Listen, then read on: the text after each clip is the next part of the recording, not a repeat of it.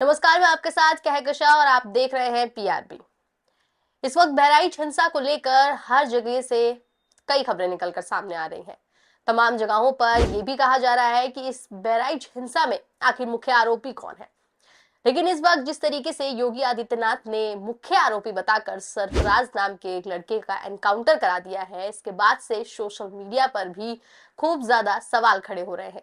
एक के बाद एक तमाम वीडियोस भी निकलकर सामने आ रहे हैं और इन वीडियो में कहा जा रहा है कि किस तरीके से सबूत मिटाने की कोशिश योगी की सरकार कर रही है।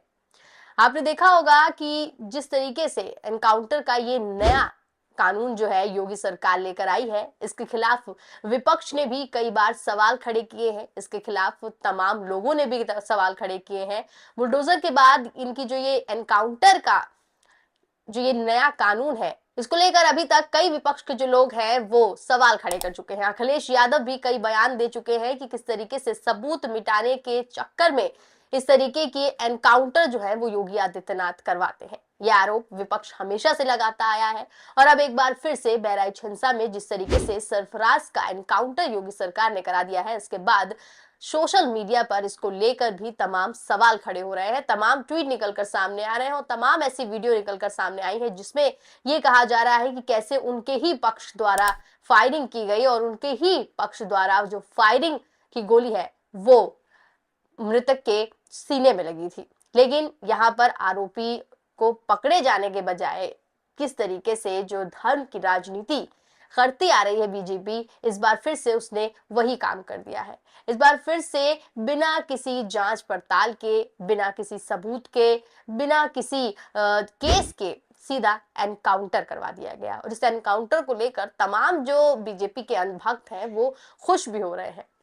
लेकिन उन्हें नहीं पता है कि ये मौका जो है, ये जो वारदात है, ये किसी के भी साथ हो सकती है। आपको हम देख लीजिए वीडियो दिखाएंगे और बताएंगे कि किस तरीके से जो ये सब मामला है ये कहाँ शुरू हुआ, किसने पत्थरबाजी की और किसकी तरफ से फायरिंग हुई। तमाम वीडियोस निकलकर सामने आए हैं।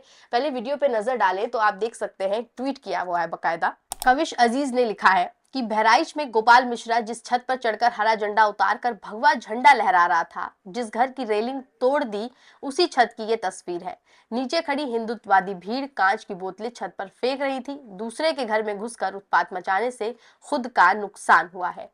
तो यहाँ इन्होंने ये बात बताई है कि जिस छत पर चढ़ के जो झंडा फहराया जा रहा था, उन्हीं की भीड़ ने, यानी कि जो हिंदुत्ववादी भीड़ थी, उन्होंने ही उसी छत पर बोतलें फेंकनी शुरू कर दी कांच की। ऐसे में कौन सी बोतल जो है वो गोपाल मिश्रा को लगी, फायरिंग हुई तो कौन सी फायरिंग गोपाल मिश्रा को लगी, क्योंकि यहाँ पर आप देख सकते हैं कि जो पोस्टमार्टम रिपोर्ट निकलकर सामने आई थी गोपाल मिश्रा की, उसे देखे बिना, उसकी पूरी जांच पड़ताल किए बिना किस तरीके से नेशनल मीडिया ने एक एजेंडा चला दिया था कि गोली ही नहीं मारी गई गोपाल मिश्रा को, बल्कि उसके साथ बर्बरता की गई, उसे करंट लगाया गया, उसकी सर फोड़ा गया, उसके नाखून नोच लिए गए। इस तरीके की बर्बरता जो है वो नेशनल मीडिया ने खूब चैनलों पर दिखाई थी। लेकिन किस तरीके से उनके मुंह पर तमाचा मारा था डॉक्टर्स ने, बहराइच पुलिस ने, और वो रिपोर्ट को फेक बताया था कि किस तरीके से ये फेक न्यूज चलाई जा रही है।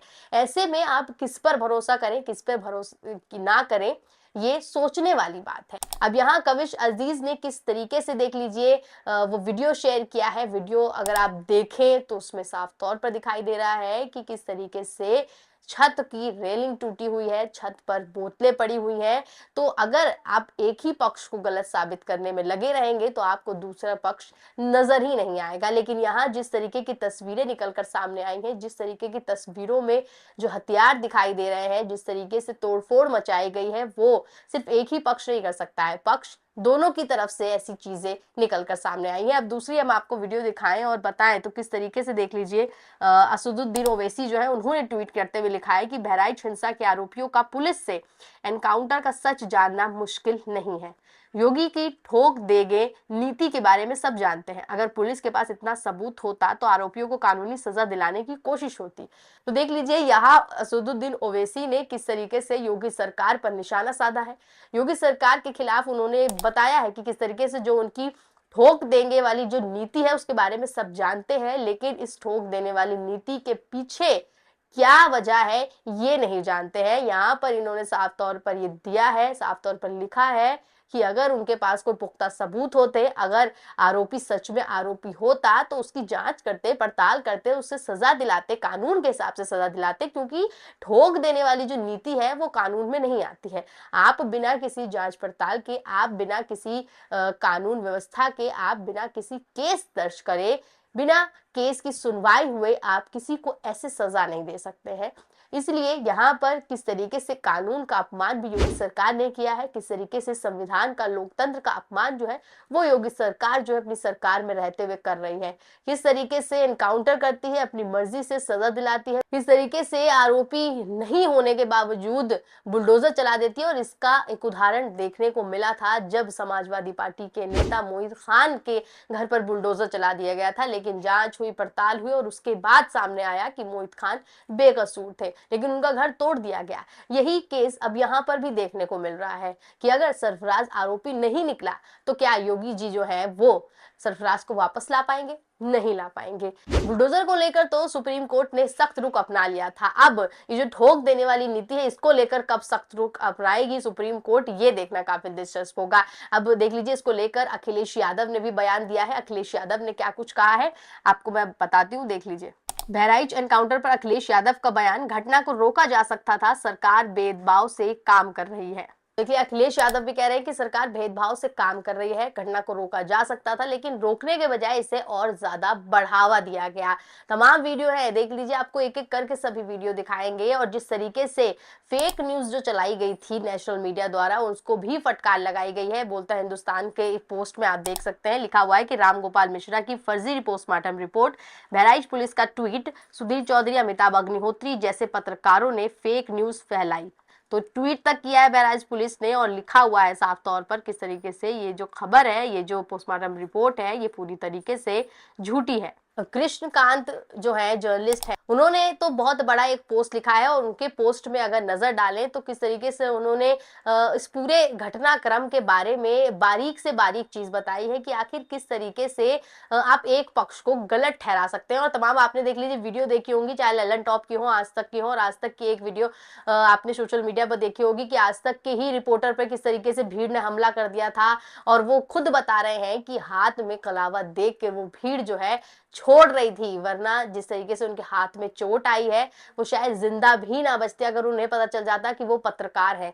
और किस तरीके से वो अपनी जान बचाकर भागे हैं, ये सब खबरें जो है ये पहले ही से ही चल रही है, आप उन्हें देख सकते हैं और आराम से इस बात का अंदाजा लगा सकते हैं कि आखिर ये बहराइच हिंसा किसने करवाई, क्यों करवाई। इसे रोका जा सकता था लेकिन रोका नहीं गया। और फिर देख लीजिए, इसको इंसाफ को दिलाने के लिए आप खुद देख सकते हैं किस तरीके से एनकाउंटर करा दिया गया है।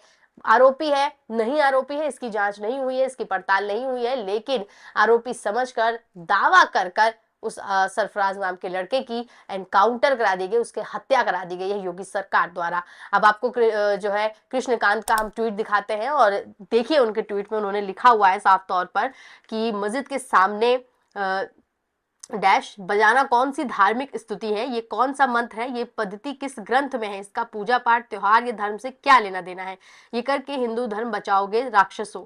सत्ता के पालतू डिजिटल दंगाई पूछते हैं कि हर हिंदू त्योहार पर उपद्रव क्यों होता है, ये वीडियो उसी का जवाब है।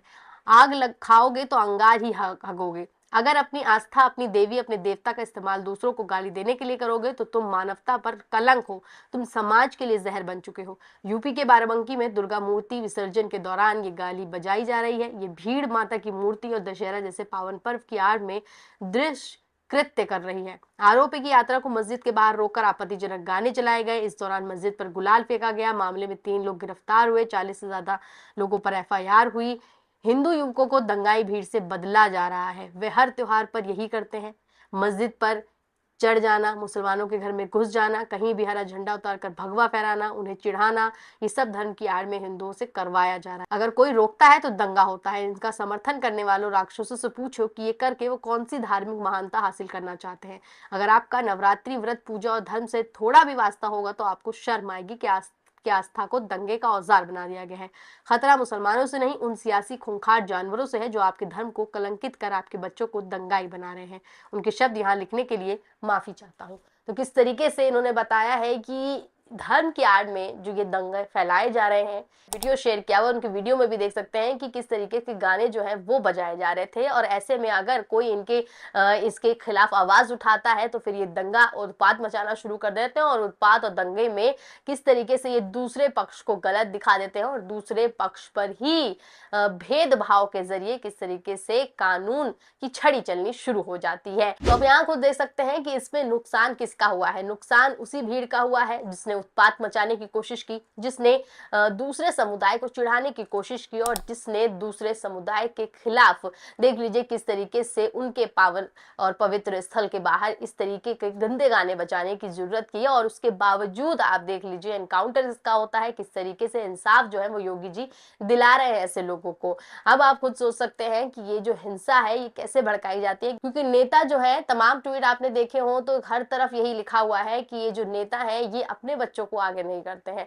अपने बच्चों को पढ़ाते हैं, लिखाते हैं, अच्छा अफसर बनाते हैं, लेकिन किस तरीके से जो अंधभक्त हैं वो इन नेताओं की चापलूसी करके, इन नेताओं की बातों में आके अपने घर को बर्बाद कर रहे हैं। क्योंकि पता ही होगा गोपाल मिश्रा ने जो काम किया उसके बाद उसकी किस तरीके से मौत हुई, और उसकी शादी ही अभी कुछ 3-4 महीने पहले हुई थी। ऐसे में अब गोपाल मिश्रा का परिवार पूरी तरीके से बिखर गया है।